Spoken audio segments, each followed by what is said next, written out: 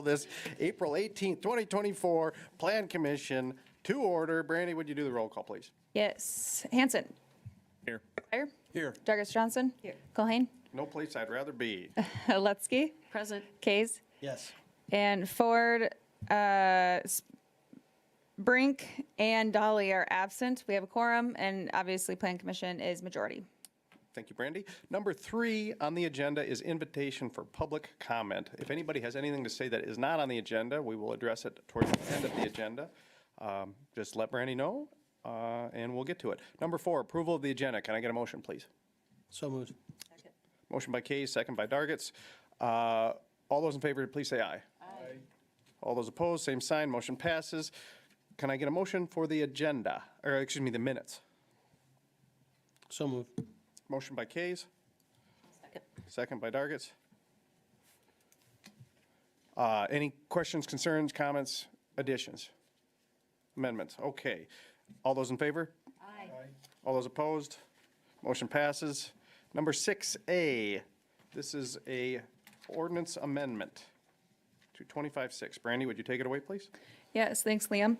So this is an amendment, and you'll notice that it is to Chapter 2506, which is for our medical cannabis requirements and provisions.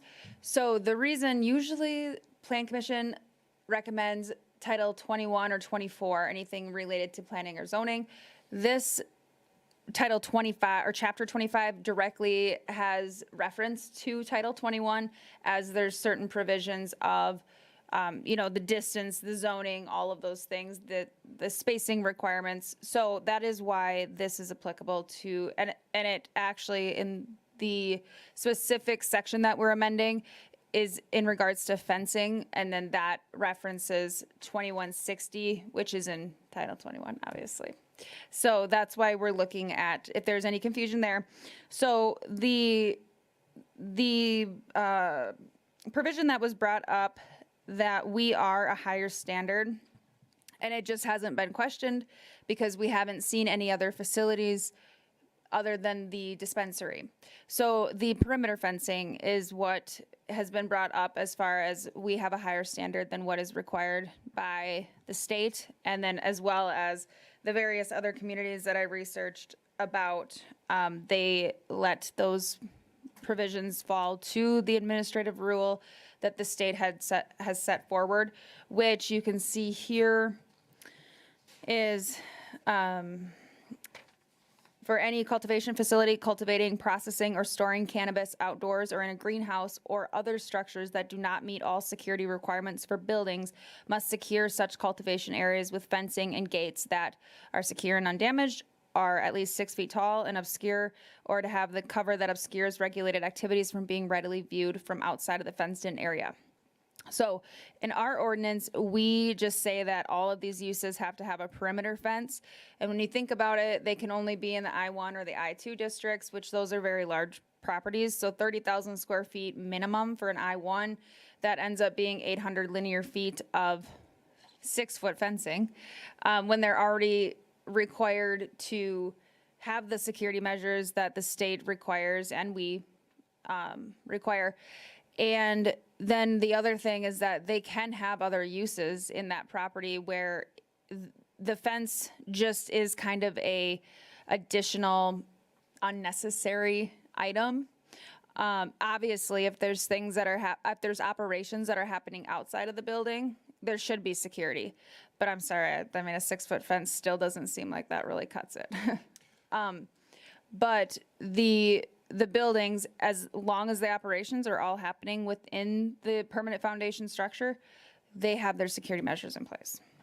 Brandy, am I incorrect in saying that this just basically brings us in conformance with administrative rules in South Dakota? That is correct. Okay, cool. All right. Any questions for Brandy before I open up the public hearing? Chair. Go ahead.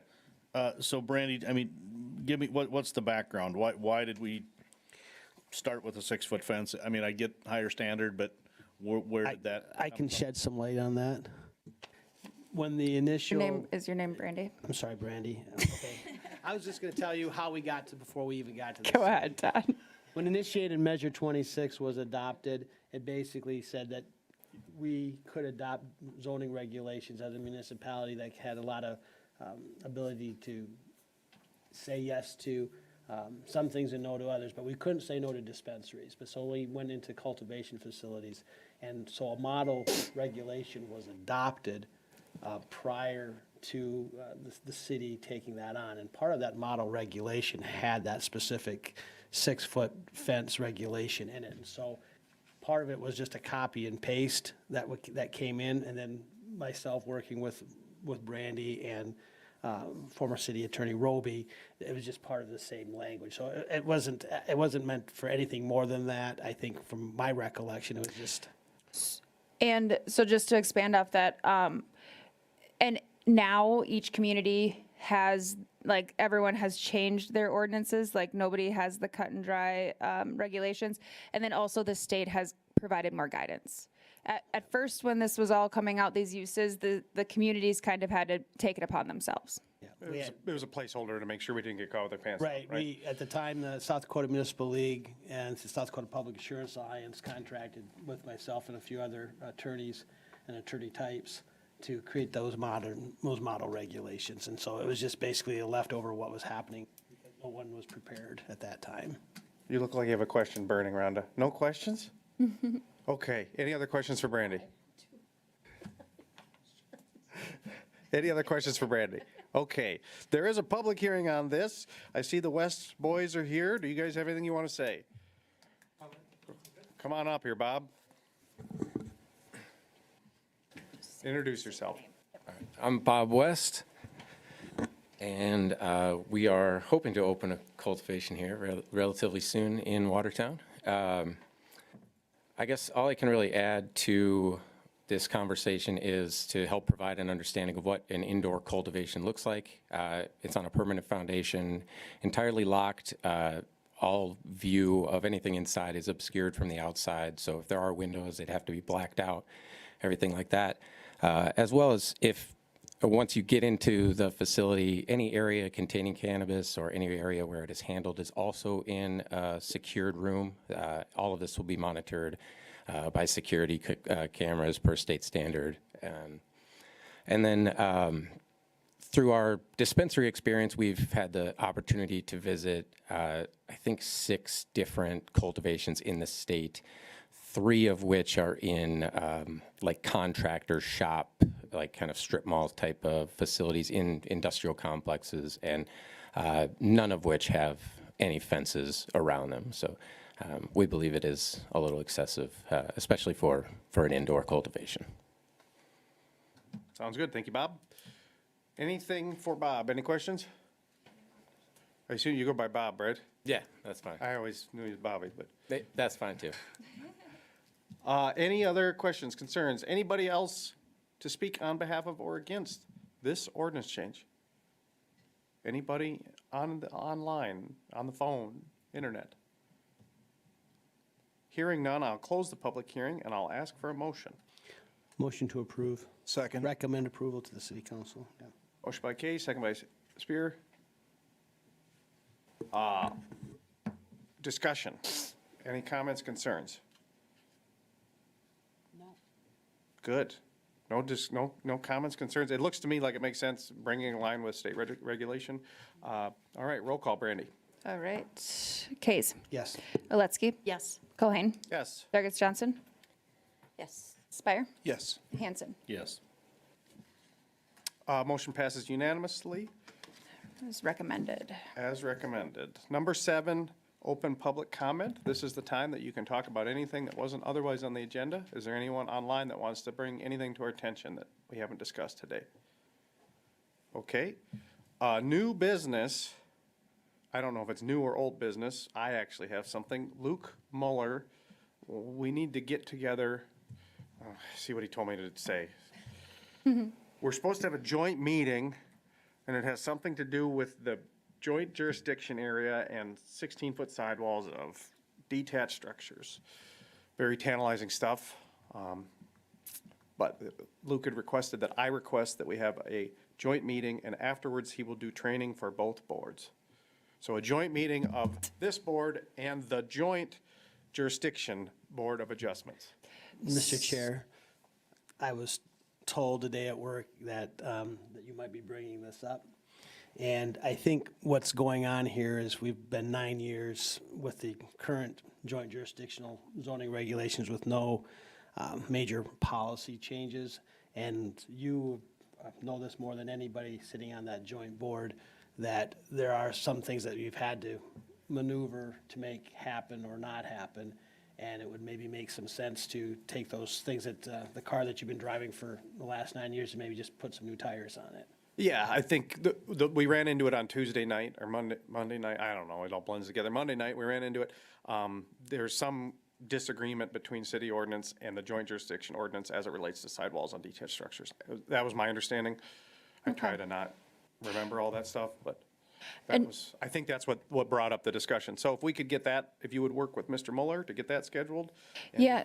Could probably have him here, I think. It would make sense to do it here. I Well, believe the other thing, I believe Luke was planning on having that at the county. We're going to do it at the county. extension. okay, I so guess. this is the first that I've heard about this, so I do think that as staff, like, I need to talk to Heath as well.